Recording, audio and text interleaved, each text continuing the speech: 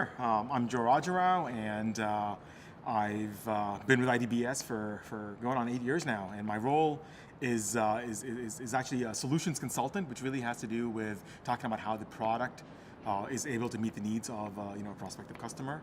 And I've been in the pharmaceutical sort of life sciences industry for almost the last 20 years, and that's sort of what I do.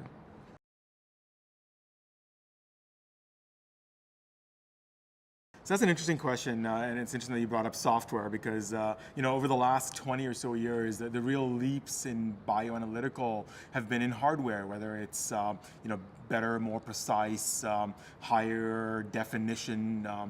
Instrumentation, new platforms for how drugs are being developed, and so in that sense, software gets almost relegated to second place. But there's been an interesting shift in the last few years, and it has to do with not necessarily efficiency, but really about how quality and compliance are being seen now as the primary drivers in the bioanalytical space. And so really, I think software is that unsung hero in helping the bioanalyst address some of the needs that really hardware and maybe a process aren't able to really capture.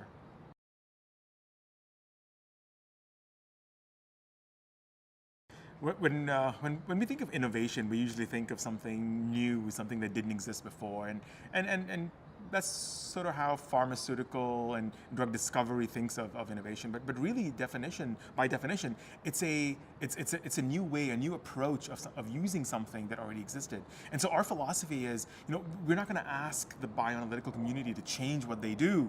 It's approaching their process in a way that's different and focuses on some of the primary reasons for innovation, which is in this case are going to be quality and compliance. And so our take is to ensure that our application supports the existing process, but highlights the areas that tend to end up being sort of either secondary or after the fact. And I think that approach to innovation is probably unusual and unique in the industry.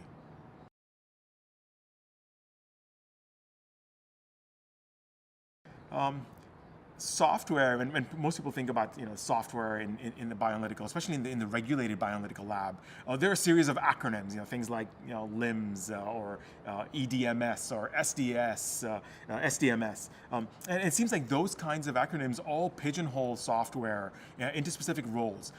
What IDBS, at least what our customers are looking at IDBS to do is to drive that process. And most people would say, well, isn't that what LIMS do? Well, LIMS have a role in the lab, and they perform that role, admirably well. It's about what else that occurs in this regulated space that LIMS don't cover, and that's really what the IDBS platform does. It says it's not just what you do with the sample, but it's how the sample is being used in the context of your method, and so it's managing the method, driving how that method is being used, and then to keep track of things that could become a deviation, which is really a bad thing in the bioanalytical laboratory.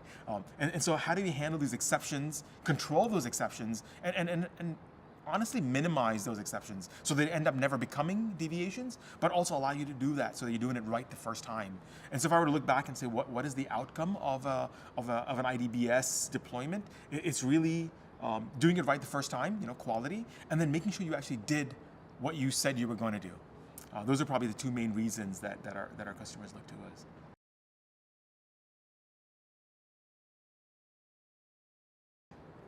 us. So like I said, there's a series of acronyms, right? And so our approach is to say, well, so the industry has almost migrated from a time where everybody went to sort of a best of breed. I have an application that does this and it does it really well, but then it doesn't do this other thing, and so I'm going to have almost now a constellation of applications that I have to manage. And that situation has changed now, where we're trying to almost go after that 80-20 rule, which says, can I get something that does 80% of what I need it to do, and then focus on sort of the high value things. So instead of now looking at the application as well, I have one more piece that needs to fit into this large sort of multi-gear engine, which is the bioanalytical laboratory. It's to say, all right, can I find an application suite, let's say, that does a lot of things, but not as many of those things. So let's say instead of having a LIMS for samples and an ELN for your digital record keeping, and then maybe another system for your method management, and then another QA system. How do I find an application that can take over the big things of each of those things? So eWorkbook would say, our philosophy would be, well, if you need a LIMS, you should go get a LIMS, but if what you need are sample tracking, all right, knowing where the sample is, registering it, and using it in the method, keeping track of your method, and then allowing the scientists to use that method. How do we congregate those so it doesn't do everything of what those bespoke systems do, but the main things of what those is? And that's sort of what IDBS does, is it would say, okay, if what you want are the primary things that I just talked about, and they all fit into one application, that might be the way to approach it instead of finding bespoke systems. And that's a way to overcome this system overload, I think, at least.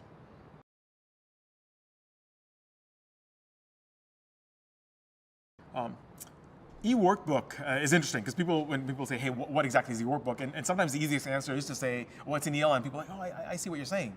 But an ELN is a very small piece of capability, and it actually refers to sort of almost digital paper.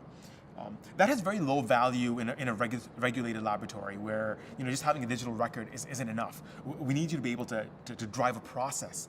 And the other extreme of that approach is a LIMS, where people would say, well, I already have a LIMS, and it drives that process. But there's a whole bunch of space in between that focuses on whether it's method development, method validation, and then a configurable method execution system, right?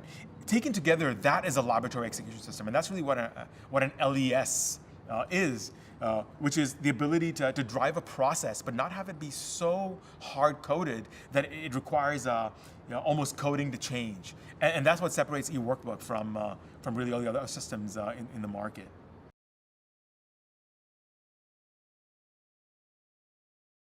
So at a conference like WRIB, one of the primary drivers is the viewpoint of the regulators, and so their approach is, we want to be able to very definitively identify what was done at the time that this task took place.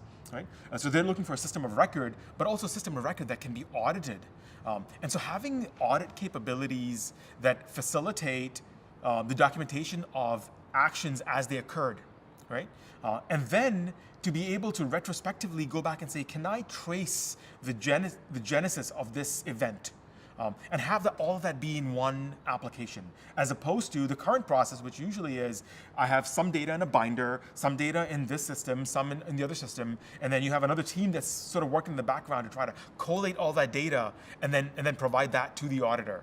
Eliminating that background work to expedite, but also to garner the trust that what actually happened is documented, and that the system of record is true to that, I think is really what the regulators are looking for. And that's what they've been approaching IDBS to say is, while we don't endorse, let's say, a particular system or a particular vendor, feedback from the regulators is somewhat interesting, because they're interested in identifying the genesis and having traceability of the impact of whatever action it is that they're auditing, right? So they want to be able to have a system of record that not just documented what happened, but are able to identify whether this action occurred at the time, and it was documented at the time that it occurred. So they're coming to us and they're saying, we want to be able to ensure that the system facilitates the audit, and facilitates all of the aspects of the audit from a single source. So instead of the current situation where you have multiple sources for that information, it might be a binder, it might be someone's lab notebook, it might be a system, either a system that's documenting the final records, or maybe even the LIMS. Instead of having to approach all of these different systems, having a single source where all that data is aggregated, I think it's probably one of the most critical areas that IDBS facilitates the audit process.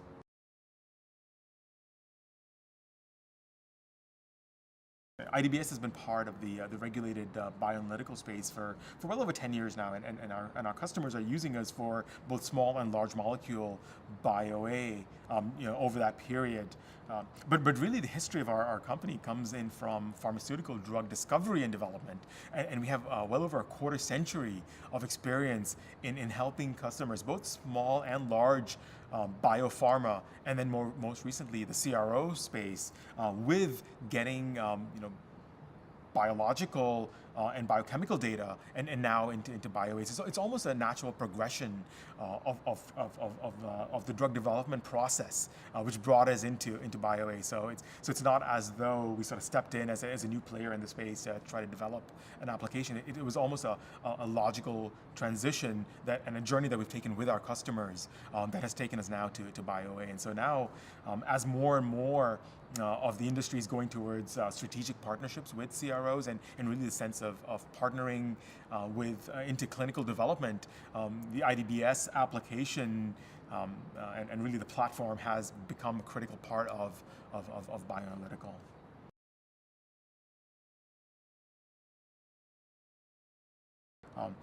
Most of the customers that come to us, they sort of are in two situations. They say either I already have a LIMS, and now there's this other piece that we need to do. And then there's some people that say, hey, we're not really sure, do we need a LIMS, do we need an ELN? And my response to that really is, well, a lot of these acronyms, LIMS, ELN, LES, they all have sort of connotations that people, or assumptions that people make. And what we're trying to do is to sort of break those assumptions. And so if people would say, do I really need an ELN, or do you need a LIMS first and then an ELN? I would challenge those assumptions behind those acronyms. I'd say, well, if really what you need is a system that you can register your sample, you can track where it's been used, and you want to know which methods or which runs are being executed against that. Well, those are all capabilities, while traditionally seen as a domain of LIMS, that are native to eWorkbook. So I would challenge the assumption that I do need a LIMS before I need an ELN, or that I even do need a LIMS if my use cases fall within sort of the scenarios that I've described. And now we're seeing more and more of that. Is say, well, LIMS does a lot of things, but I only need these small pieces. And can I look to eWorkbook to pick those up, so then maybe I do not need to, or at least challenge the assumption that I might need bespoke systems to handle those capabilities.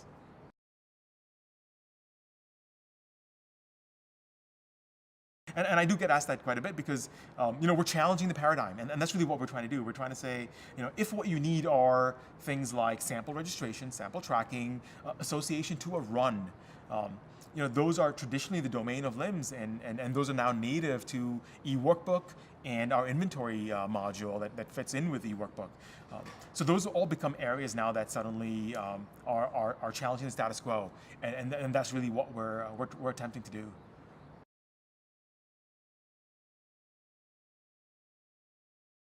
We've had two main strategies, I guess, with eWorkbook. One was, how do we make the technology modern, make it scalable, really enterprise ready? So not just we're talking about a lab or a few users, but across the entire organization, spanning all the way from discovery into almost the clinic, right? And maybe even into manufacturing.